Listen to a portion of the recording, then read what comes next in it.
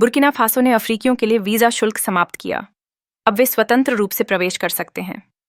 23 सितंबर 2025 सुबह 6:18। शुरुआत। सवाल: वीजा फ्री यात्रा से एथेंस को क्या लाभ मिलेंगे? जवाब: सबसे पहला लाभ है पैसा। हर एक डॉलर जो आप पर्यटन में लगाते हैं उसके बदले लगभग $10 वापस मिलते हैं।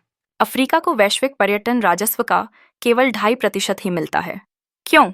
क्योंकि यूरोप में लोग आसानी से यूरोप में यात्रा कर लेते हैं। अमेरिका में लोग आसानी से अमेरिका में यात्रा कर लेते हैं। अगर अफ्रीका में घरेलू और क्षेत्रीय पर्यटन बढ़ेगा तो पैसा 10 गुना होकर वापस आएगा। जब एक युद्ध पीड़ित देश अचानक अपनी सीमाएं तोड़ देता है तो क्या होता है? बुर्किना फासो ने अभी घोषणा की है कि सभी अफ्रीकियों के लिए वीजा शुल्क खत्म कर दिया गया है। यह कदम किसी ने सोचा भी नहीं था। लेकिन सवाल है, एक देश जो विद्रोह और असुरक्षा से जूझ रहा है, वह ऐसा दरवाजा क्यों खोल देगा? क्या यह जीने की रणनीति है या क्रांति? आइए समझते हैं। ओगादुगु में वीरवार को कैबिनेट बैठक खत्म होते ही सुरक्षा मंत्री मोहम्मदू साना सामने आए। उन्होंने कहा, अब हर अफ्रीकी नागरिक बिना वीजा शुल्क चुकाए बुर्किना फासो में प्रवेश कर सकेगा। बस एक साधारण डिजिटल आवेदन करना होगा। यह प्रक्रिया तेज होगी और शुल्क नाम की बाधा पूरी तरह समाप्त। यह घोषणा किसी क्रांति जैसी लगी। जहां पहले वीजा शुल्क, दूतावास की कतारें और फाइलों का झंझट था, वहां अब एक आमंत्रण है। आओ, यह भूमि तुम्हारी भी है। यह कोई अफवाह नहीं थी। यह आदेश खुद कैप्टन इब्राहिम ट्राओरे ने हस्ताक्षर करके दिया। लाल बेरेट पहनने वाले इस युवा नेता की मौजूदगी ने इस फैसले को प्रतीकात्मक रूप से और भी बड़ा बना दिया। अंतर्राष्ट्रीय प्रेस अक्सर बुर्किना फासो को नाजुक बताती रही है, लेकिन इस बार उसने खुद को साहसी और आत्मविश्वासी दिखाया। सोशल मीडिया पर युवाओं ने तुरंत खुशी जताई। नया स्वेरा और फ्री अफ्रीका जैसे हैशटैग ट्रेंड करने लगे। पड़ोसी देशों के टिप्पणीकारों ने इसे रवांडा, केन्या और घाना जैसी नीतियों से तुलना की। लेकिन फर्क यह था, रवांडा स्थिरता और आधुनिक शासन के लिए जाना जाता है, घाना अपनी मेहमाननवाजी के लिए। बुर्किना फासो तो अब भी संघर्ष के बीच है। यही इसे चौंकाने वाला और साहसी कदम बनाता है। व्यावहारिक असर भी तुरंत दिखा। पश्चिम अफ्रीका के छोटे व्यापारी कहने लगे, अब सीमा पार व्यापार आसान होगा। सांस्कृतिक आयोजक बोले, अब फिल्म उत्सव, संगीत कार्यक्रम और कला मेले में ज्यादा लोग आएंगे। छात्र और शोधकर्ता बोले, अब सम्मेलनों में आना जाना सस्ता होगा। लेकिन सवाल उठे, क्यों अब?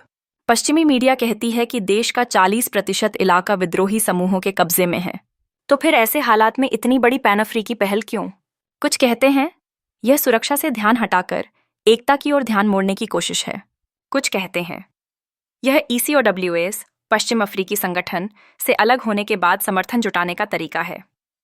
ECOWAS छोड़ना बहुतों को अलगाव लगा, लेकिन बुर्किना फासो ने इसके ठीक बाद अफ्रीकी भाइयों के लिए दरवाजे खोल दिए। यानी संगठन से बाहर निकले, लेकिन अफ्रीका से नहीं। यह संकेत है, हम विद्रोही नहीं, हम अग्रदूत हैं। अफ्रीका में सीमाएं केवल नक्शे की रेखाएं नहीं हैं, बल्कि उपनिवेशवाद के जख्म हैं। उन्हें हटाना यानी उस विरासत को चुनौती देना। बुर्किना फासो ने यही किया। देश के भीतर भी यह प्रतीकात्मक रूप से बड़ा कदम है। जहां जनता रोज असुरक्षा और आर्थिक मुश्किलें झेल रही है, वहां यह घोषणा उन्हें गर्व और उम्मीद देती है। अंतर्राष्ट्रीय स्तर पर भी इसका संदेश साफ है। जब पश्चिमी देश वीजा महंगा और प्रवास कठिन बना रहे हैं, बुर्किना फासो ने ठीक उल्टा किया।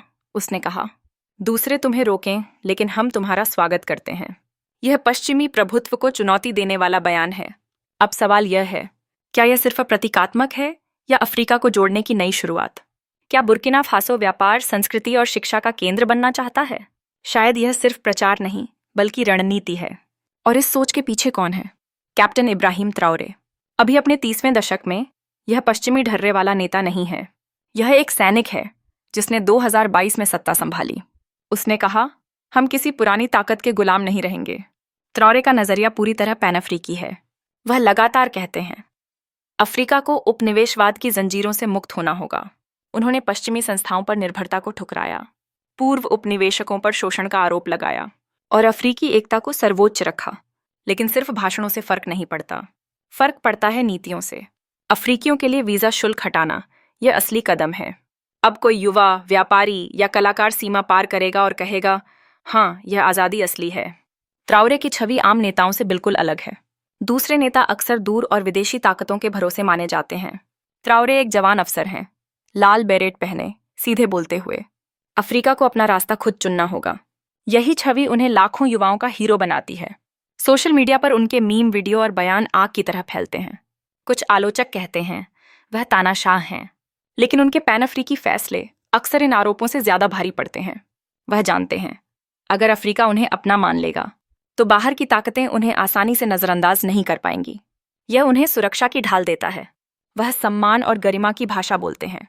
कहते हैं अब अफ्रीका विदेशी दरवाजों पर भीख नहीं मांगेगा। हम अपनी सरजमीन पर अपने भाइयों के साथ आजादी से चलेंगे। वीजा शुल्क हटाना इसी सोच का प्रतीक है। यह संदेश है, अफ्रीका, यह जमीन तुम्हारी है, यह तुम्हारी विरासत है।